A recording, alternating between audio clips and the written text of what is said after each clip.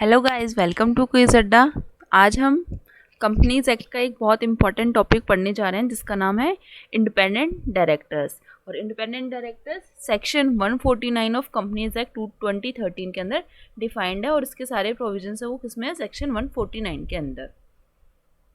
तो हम देखते हैं कि इंडिपेंडेंट डायरेक्टर होता क्या है, मतलब जो इसकी एलिजिबिलिटी है वो जो हमारी सेक्शन 149 में डिफाइंड है वो हम एक बार देख लेते हैं। According to subsection 6 of section 149, मतलब according to section 149 subsection 6, an independent director in relation to a company, किसी भी कंपनी के रिलेशन में इंडिपेंडेंट डायरेक्टर कौन होता है, जो कि क्या नहीं है, means a director other than MD और होल टाइम डायरेक्टर और नॉमिनी डायरेक्टर। मतलब इंडिपेंडेंट डायरेक्टर किसे कहते हैं, जो कि हमारी कंपनी का ना तो एमडी है, ना होल टाइम डायरेक्टर है और ना ही नॉमिनी डायरेक्टर है। अब देखो, नॉमिनी डायरेक्टर है ये एक कंफ्यूजिंग है, हो सकता है कि वो इंडिपेंडेंट डायरेक्टर होगा कि नहीं होगा, बट वो इंडिपेंडेंट डायरेक्टर है नहीं। क्यों नहीं है? क्योंकि नॉमिनी डायरेक्टर है वो कौन होता है, नॉमिनी डायरेक्टर, मान लो हमारी कोई कंपनी है जिसने बैंक से लोन ले रखा है, बैंक से कुछ अमाउंट का लोन ले रखा है, तो जो बैंक्स है वो एक नॉमिनी डायरेक्टर अपॉइंट करती है और कंपनी में वो काम करता है एज ए डायरेक्टर। तो अब देखो, बैंक ने हमें लोन दे रखा है, मतलब कोई ना कोई रिलेशन तो है ना बैंक का हमारी कंपनी में, मतलब कोई पेक्यूनियरी रिलेशन है। इस वजह से नॉमिनी डायरेक्टर होता है, वो इंडिपेंडेंट डायरेक्टर नहीं होता है, is not a independent director. Got it? Now अब हम इसके कुछ प्रोविजंस पढ़ेंगे कि इंडिपेंडेंट डायरेक्टर कौन होता है और कौन नहीं हो सकता है इंडिपेंडेंट डायरेक्टर। सो इंडिपेंडेंट डायरेक्टर कौन होता है? Who in opinion of board, जो हमारे बोर्ड ऑफ डायरेक्टर्स के ओपिनियन में, is a person of integrity and possesses relative expertise and experience. मतलब जिसके पास में कुछ एक्सपीरियंस हो और उसके पास कुछ ऐसे रिलेवेंट एक्सपर्टीज हो, उसे हम इंडिपेंडेंट डायरेक्टर कहते हैं। क्योंकि नॉर्मल डायरेक्टर तो हमारे होते हैं जो एमडी होते हैं, होल टाइम डायरेक्टर्स होते हैं। और एक और इम्पॉर्टेंट चीज कि जो इंडिपेंडेंट डायरेक्टर होता है वो कौन होता है, नॉन एग्जीक्यूटिव डायरेक्टर होता है। ठीक है।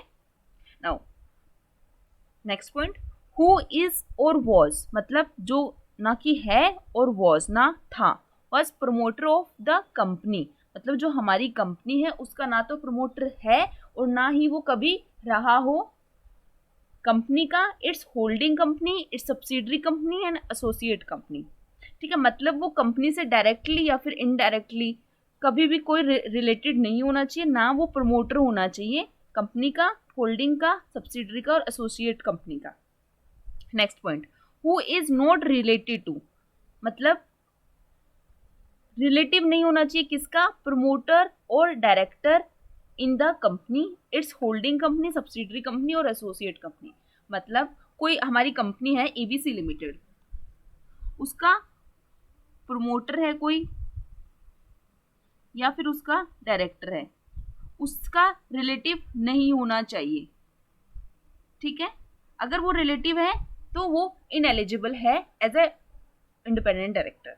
नेक्स्ट पॉइंट, हु हैज और हैड, मतलब ना तो उसका है और ना ही था any pecuniary relationship with the company, मतलब पेक्यूनियरी मतलब कोई भी financial relationship with the company, its holding company, subsidiary company और एसोसिएट कंपनी और इट्स प्रोमोटर्स और directors during two immediate financial year और ड्यूरिंग करंट फाइनेंशियल ईयर। अब देखो, ये एक इंपॉर्टेंट है कि मतलब कोई पर्सन है मिस्टर ए, उसका कोई पेक्यूनियरी रिलेशन मतलब कोई फाइनेंशियल रिलेशन, मतलब कोई फाइनेंशियल उसका इंटरेस्ट हो कंपनी में, उसकी सब्सिडरी कंपनी में, उसकी एसोसिएट कंपनी में और उसकी होल्डिंग कंपनी में during 2 financial year, preceding 2 financial year and current year. और इसके साथ साथ उसके जो हमारी कंपनी है उसके डायरेक्टर्स और प्रोमोटर्स। ठीक है, उसके साथ में भी कोई फाइनेंशियल कोई पेक्यूनियरी रिलेशन नहीं होना चाहिए उस पर्सन का, अगर है तो वो इनएलिजिबल है to be appointed as an independent director of the company. Next point, none of whose relative, मतलब मिस्टर ए है उसके कोई रिलेटिव है, ठीक है। अब हम रिलेटिव का देखेंगे, मिस्टर ए का तो कोई भी कितना भी अगर 1 रुपी का भी कोई पिक्यूलियर रिलेशन है तो वो अपॉइंटमेंट के लिए इनएलिजिबल है। लेकिन अब हम रिलेटिव का देखेंगे, रिलेटिव के लिए कुछ रिलैक्सेशन दिया गया है तो हम पढ़ लेते हैं उसको। हुज रिलेटिव हैज और हैड एनी पिक्यूलियर रिलेशनशिप और transaction with the company, its holding company, subsidiary company, associate company और इट्स प्रमोटर्स और डायरेक्टर्स। मतलब ये तो पूरा वही है जो एक डायरेक्टली जो रिलेटेड जो कोई पर्सन है उसके लिए, और रिलेटिव के लिए ये है कि कोई पिक्यूलियर रिलेशनशिप नहीं होना चाहिए, होल्डिंग कंपनी, सब्सिडरी कंपनी, और वो पिक्यूलियर रिलेशनशिप का अमाउंट कितना है, पिक्यूलियर रिलेशनशिप का अमाउंट है 2% और more of its gross turnover और टोटल इनकम, और 50 लाख रुपीज और such higher amount as may be prescribe whichever is low during the 2 immediately preceding financial year और during the current financial year। अब देखो 2% of gross turnover और 2% of total income, इसमें से कोई भी चीज हो और इन दोनों में से कोई एक चीज या फिर 50 लाख रुपीज, इनका विच एवर इज लोअर कर लें, ठीक है। अगर उतना रिलेशन है उसका, उतना पिक्यूलियर रिलेशन है तो वो इनएलिजिबल है। मान लो 2% ऑफ ग्रोस टर्नओवर आ रहा हमारा 20 लाख, ठीक है, और 50 लाख, इनमें से 20 लाख और 50 लाख में से which ever is lower is 20 lakh. अगर कोई रिलेटिव है मिस्टर ए का जो जिसे हम इंडिपेंडेंट डायरेक्टर अपॉइंट करने जा रहे हैं तो हम उसकी एलिजिबिलिटी देख रहे हैं। अगर उसका 20 लाख या फिर उससे ज़्यादा का अगर पिक्यूलियर रिलेशन है तो वो इनएलिजिबल है। लेकिन अगर 20 लाख से कम का है, 20 लाख से कम का है, इसका मतलब क्या है कि वो एलिजिबल है, उसको हम अपॉइंट कर सकते हैं। चलो next point, who neither himself nor his relative. ये तो हमने पढ़ लिया कि पिक्यूलियर रिलेशन के बारे में, कि जो अगर मिस्टर ए है उसका तो बिल्कुल भी नहीं होना चाहिए, और रिलेटिव का 2% ऑफ ग्रॉस इन टर्नओवर और 2% ऑफ ग्रॉस इनकम और 50 lakh rupees which ever is lower. अगर उससे ज्यादा है तो वो इनएलिजिबल है। अब हम पढ़ते हैं कुछ और इसकी क्वालिफिकेशन और disqualifications. Who neither himself nor his relative, ना तो वो खुद ना ही उसका रिलेटिव, होल्ड्स और has held position as a KMP that is key managerial personnel और is employ of the company, its holding company, subsidiary company, associate company during 3 previous financial year preceding the financial year in which he is proposed to be appointed। मतलब financial year 1, 2 और 3 में अगर वो person खुद या फिर उसका जो रिलेटिव है अगर KMP है या फिर था, उसका एम्प्लॉय है या फिर था कंपनी का, होल्डिंग का, सब्सिडरी का और एसोसिएट कंपनी का ड्यूरिंग 3 फाइनेंशियल ईयर्स, अगर वो है तो वो इनएलिजिबल है अपॉइंटमेंट के लिए। Next point, who neither himself nor his relative is और हैज बीन एन एम्प्लॉय और प्रोप्राइटर और a partner in any of the 3 financial year immediately preceding to financial year in which he is proposed to be appointed। मतलब इसका क्या मतलब है कि employ नहीं होना चाहिए, प्रोप्राइटर नहीं होना चाहिए, पार्टनर नहीं होना चाहिए in any preceding financial year in which he is propose to be appointed. और वो एम्प्लॉय, प्रोप्राइटर और पार्टनर किस में नहीं होना चाहिए, जो हमारी जिस फर्म को हम ऑडिटर अपॉइंट कर रहे हैं। मतलब कोई हम लोग हमारे ऑडिटर्स हैं, ऑडिटर फर्म है, मान लो हमारी कोई XYZ LLP है, ये हमारी ऑडिटर फर्म है, उसका कोई पार्टनर है मिस्टर एक्स, ठीक है। मिस्टर एक्स क्या है, मिस्टर एक्स को हम अपॉइंट नहीं कर सकते हैं एज अ और इंडिपेंडेंट डायरेक्टर, क्योंकि जो हमारी जो ऑडिटर फर्म है उसमें मिस्टर एक्स क्या है, एम्प्लॉय है या फिर उसका प्रोप्राइटर है या फिर उसका पार्टनर है या फिर एम्प्लॉय है, ठीक है। इस वजह से हम मिस्टर एक्स को नहीं कर सकते हैं। और उसके लिए भी क्या कंडीशन है कि वो पिछले 3 फाइनेंशियल ईयर में नहीं होना चाहिए। अगर वो पहले कभी रहा हो, 5 साल 10 साल पहले अगर मिस्टर एक्स एम्प्लॉय रहा हो, पार्टनर रहा हो, तब हम उसे अपॉइंट कर सकते हैं। लेकिन प्रीसीडिंग 3 फाइनेंशियल ईयर में अगर वो पार्टनर या फिर एम्प्लॉय या फिर प्रोपराइटर रहा है तो उसे हम अपॉइंट नहीं कर सकते हैं। और फर्म कौन सी होगी? ऑडिटर्स की फर्म, या फिर कंपनी सेक्रेटरीज की फर्म, या फिर कॉस्ट ऑडिटर्स की फर्म, जो एक अपना इंडिपेंडेंट व्यू देना चाहते हैं। अगर उसमें अगर वो बंदा अगर प्रोपराइटर, पार्टनर या फिर एम्प्लॉय है तो हम उसे इंडिपेंडेंट डायरेक्टर अपॉइंट नहीं कर सकते हैं। नेक्स्ट, अगर कोई लीगल कंसल्टिंग फर्म है, उसके अंदर अगर वो बंदा अगर लीगल कंसल्टिंग फर्म है तो एक बार हम इसे रीड कर लेते हैं। एनी लीगल और कंसल्टिंग फर्म दैट हैज और had any transaction with the company, its holding company, subsidiary company और एसोसिएट कंपनी अमाउंटिंग टू 10% और more of the gross turnover of the firm. मान लो एक लीगल कंसल्टिंग फर्म है जिसका turnover है 10 lakh rupees, ठीक है, और वो हमारी जो कंपनी है एबीसी लिमिटेड, वो उसमें उसकी लीगल फर्म है, ठीक है, और उसको हम कमीशन या फिर कोई भी रेम्यूनरेशन या फिर कुछ भी दे रहे हैं हम उसे, वो अमाउंटिंग टू 1 लाख रुपीज है। दैट इज 10% ऑफ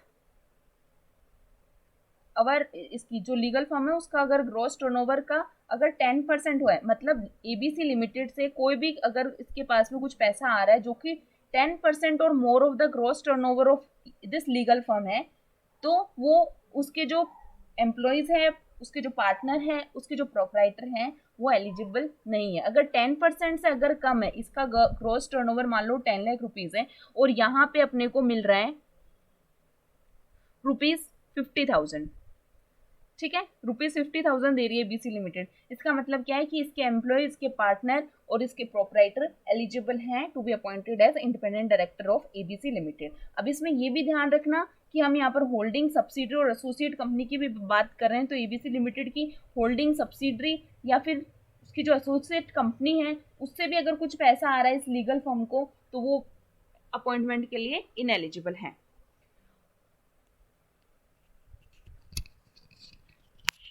अब देखो इसको, who neither himself nor his relative holds together with his relative 2% or more the total voting power of the company. अगर उसके पास में वोटिंग पावर या तो मिस्टर ए या फिर मिस्टर ए के जो भी रिलेटिव्स हैं, अगर वो लोग मिलके अगर 2% या फिर उससे ज़्यादा कि अगर वोटिंग पावर रखते हैं कंपनी के अंदर, ठीक है, तो वो एलिजिबल नहीं है। अब इसमें ये चीज़ ध्यान रखना कि इसमें एसोसिएट, सब्सिडरी और होल्डिंग कंपनी की बात नहीं की गई है, तो इस वजह से यहाँ पर क्या की गई है, सिर्फ कंपनी की बात की गई है। सो डायरेक्टली 2% या फिर उससे ज़्यादा की वोटिंग पावर नहीं होनी चाहिए।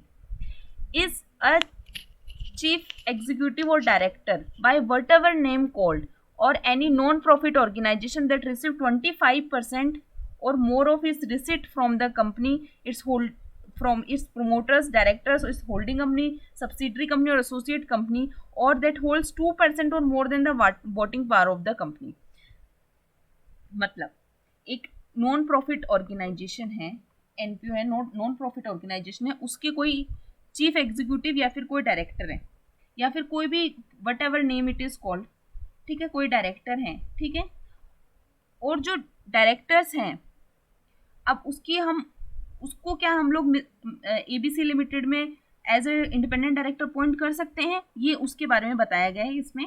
तो अगर वो नॉन प्रॉफिट ऑर्गेनाइजेशन 25% और मोर उसकी ग्रॉस रिसिट्स आ रही है, मतलब उसकी जितनी भी रिसिट्स आ रही है, अगर 25% या फिर उससे ज़्यादा की रिसिट अगर से कंपनी एबीसी लिमिटेड से आ रही है, तो उसके जो डायरेक्टर्स हैं या फिर उसके जो चीफ एग्जीक्यूटिव डायरेक्टर्स हैं वो अपॉइंटमेंट के लिए इनएलिजिबल हैं। दूसरा पॉइंट, दैट होल्ड्स 2% और more than voting power of the company. अगर वोटिंग पावर कंपनी में 2% या फिर उससे ज़्यादा है तो उस केस में भी वो इनएलिजिबल है to be appointed as independent director. Who possesses such other qualification as may be prescribed। और अगर कोई ऐसी क्वालिफिकेशन जो बोर्ड समझता है, बोर्ड ऑफ डायरेक्टर समझते हैं कि हम इसे इंडिपेंडेंट डायरेक्टर अपॉइंट कर सकते हैं, तो वो पर्सन एलिजिबल है to be appointed as independent director. The definition of independent director as per companies act 2013 provides the quantitative threshold for evaluation of significance of relationship and consider all pecuniary relation. मतलब इसमें more or less हमने क्या देखा यहाँ पर कि हमारे को क्वांटिटेटिव थ्रेशोल्ड डिसाइड की गई है कि एक पर्सन क्या इंडिपेंडेंट डायरेक्टर अपॉइंट हो सकता है या फिर नहीं हो सकता है. सो जो हमारे जो इसमें एक दो पॉइंट और हैं कि जो हमारे सेबी एलओडीआर रेगुलेशन है उसके अकॉर्डिंग क्या होना चाहिए, उसमें भी कुछ प्रोविजंस डिसाइड किए गए हैं इंडिपेंडेंट डायरेक्टर के लिए. और इसके लिए ये डिसाइड किया गया है कि एटलीस्ट जो पर्सन जिसे हम अपॉइंट कर रहे हैं उसकी जो एज होनी चाहिए, वो एटलीस्ट 21 ईयर्स होनी चाहिए. मतलब a person who is below the age of 21 years is not eligible to be appointed as independent director.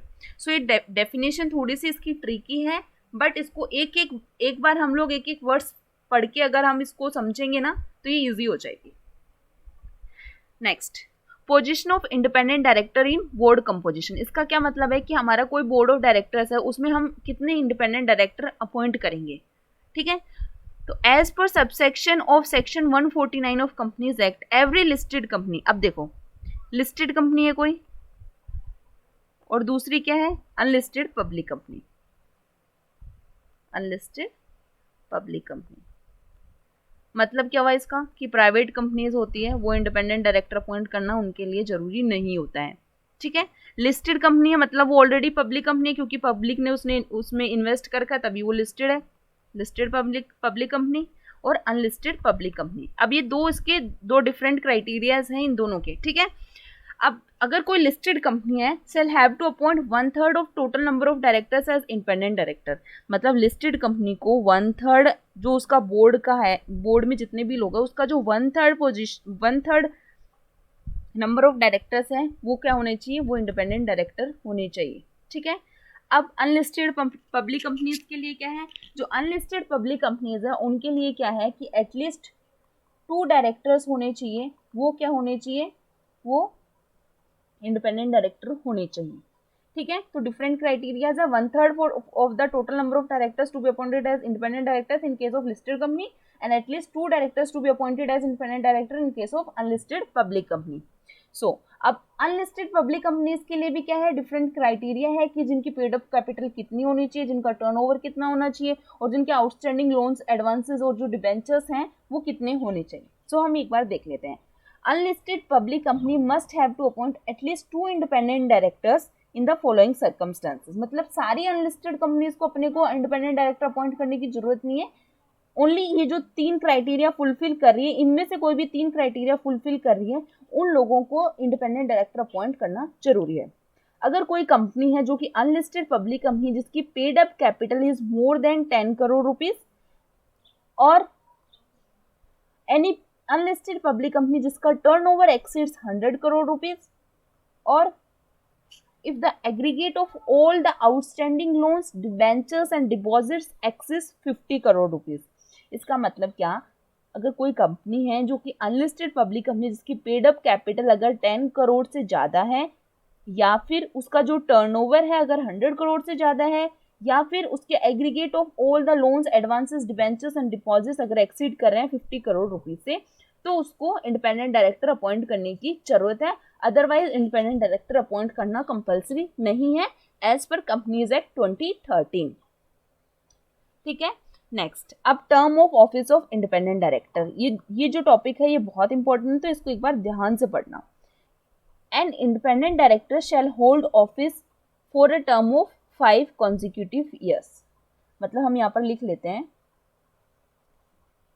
Year 1, second year, third year, fourth year and fifth year. Now अब mister A है कोई, वो कितने सालों के लिए appoint हो सकता है, वो 5 ईयर्स के लिए अपॉइंट हो सकता है एज इंडिपेंडेंट डायरेक्टर. ठीक है, 5 consecutive ईयर्स के लिए. इस ईयर में भी है, इस ईयर में भी, इस ईयर में भी, इस ईयर में भी, इस ईयर में भी. मतलब वो मैक्सिमम 5 ईयर्स के लिए अपॉइंट हो सकता है एज ए इंडिपेंडेंट डायरेक्टर. ठीक है, अभी एक बार होल्ड रखना. 5 ईयर्स को हम क्या बोलेंगे, 5 ईयर्स को हम बोलेंगे 1 टर्म। 5 ईयर्स मीन्स 1 टर्म, मतलब एक बंदा 1 टर्म मतलब 5 ईयर्स के लिए as a independent director appoint हो सकता है। But shall also be eligible for reappointment, मतलब हम उसका फिर से रीअपॉइंटमेंट कर सकते हैं by passing a special resolution by the company. मतलब जो हमारी जनरल मीटिंग होती है, उस जनरल मीटिंग में हमने अगर एसआर पास कर दिया तो हम उस बंदे को फिर से अपॉइंट कर सकते हैं as independent director, and disclosure of such appointment shall be made in boards report. और इसका जो डिस्क्लोजर है वो हमें बोर्ड रिपोर्ट जो हमारी हर साल बनती है उसमें डिस्क्लोजर देना पड़ता है। एज पर एमसीए क्लैरिफिकेशन, जो एमसीए का क्लैरिफिकेशन आया था इस सर्कुलर में, an independent director even if appointed for less than 5 years shall also be termed as 1 term. अब देखो मिस्टर ए है, वो उसने क्या किया कि वो ईयर 1 और ईयर 2 के लिए ही अपॉइंट हुआ है, ठीक है। वो इन 3 सालों में इंडिपेंडेंट डायरेक्टर नहीं था कंपनी का, लेकिन अगर ईयर 1 और ईयर 2 में भी हुआ है तो हम इसको 1 टर्म ही कंसीडर करेंगे। ये क्लैरिफिकेशन आ गया था एमसीए से। अगर लेसर देन 5 ईयर्स है तो उसको भी हम लोग 1 टर्म कंसीडर करेंगे, ठीक है। मतलब 5 ईयर्स के लिए अपॉइंट हो सकता है और उसको हम क्या करेंगे, एलिजिबल है रीअपॉइंटमेंट के लिए। By passing special resolution we can appoint him और her as independent director. Next, अब देखो एक हमने ये पढ़ लिया कि इसका 1 टर्म होता है, ठीक है, ये हमने पढ़ लिया 1 टर्म होता है, प्लस हम इसको स्पेशल रिजोल्यूशन पास करके हम इसको रीअपॉइंट कर सकते हैं। बट अब हमें ये देखना है कि रीअपॉइंटमेंट कितनी बार हम कर सकते हैं। No independent director shall hold office for more than 2 consecutive terms, मतलब टर्म 1 प्लस सेकेंड टर्म, ठीक है, इन्हीं के लिए अपॉइंट रहेगा। मतलब वो मैक्सिमम 10 ईयर्स के लिए अपॉइंट हो सकता है as independent director of the company, ठीक है। और ये कॉन्जिक्यूटिव माना गया है कि हमने लगातार 10 सालों से कॉन्जिक्यूटिव 10 सालों के लिए वो अपॉइंट हो सकता है, दैट इज जिसको हम क्या बोलेंगे, 2 टर्म्स बोलेंगे। अब but such independent director shall be eligible, मतलब हम मैक्सिमम 2 ईयर्स के लिए हमने ये मान लिया, सॉरी मैक्सिमम 2 टर्म्स के लिए, कॉन्जिक्यूटिव टर्म्स के लिए हम उसे इंडिपेंडेंट डायरेक्टर अपॉइंट कर सकते हैं, लेकिन हम उसे फिर से अपॉइंट कर सकते हैं, but also eligible for appointment after expiration of 3 years of cessation to become as independent director, provided that he shall not during such set period of 3 years be appointed और एसोसिएटेड विद द कंपनी और any with the company in any other capacity either directly or indirectly। अब देखो ये हुई हमारी 1 term, ये होगी हमारी सेकेंड टर्म, ठीक है। अब ये तो हमने पढ़ लिया कि वो 10 ईयर्स के लिए अपॉइंटमेंट के लिए उसको वो डायरेक्टली एलिजिबल है, ठीक है। अब हम उसको फिर से अपॉइंट कर सकते हैं एज ए इंडिपेंडेंट डायरेक्टर अगर वो 3 सालों का सिजेशन पीरियड है, मतलब 3 साल है, 3 साल में वो डायरेक्टली रिलेटेड नहीं होना चाहिए। Shall not having during set 3 years be appointed और एसोसिएटेड विद द कंपनी, मतलब वो उस कंपनी से एसोसिएटेड नहीं होना चाहिए इन 3 सालों में। 3 साल है इसका सिजेशन पीरियड है, इन 3 सालों में वो डायरेक्टली या फिर इनडायरेक्टली एसोसिएटेड नहीं होना चाहिए कंपनी के साथ में, तभी हम इसको बाद में अपॉइंट कर सकते हैं फॉर 1 टर्म या फिर whether for second term also we can appoint him और हर एज इंडिपेंडेंट डायरेक्टर। समझ में आ गया। Next, retirement of directors by rotation shall not be applicable to appointment of independent director, मतलब हम जो डायरेक्टर्स को, जो नॉर्मल डायरेक्टर्स होते हैं, जो हमारे एग्जीक्यूटिव डायरेक्टर्स होते हैं, उनको रिटायर होना पड़ता है बाय रोटेशन हर 1 साल। तो जो retirement of directors by rotation के जो प्रोविजंस हैं वो इंडिपेंडेंट डायरेक्टर पर एप्लीकेबल नहीं है। So thank you so much for watching my video. Please इस वीडियो को लाइक करें एंड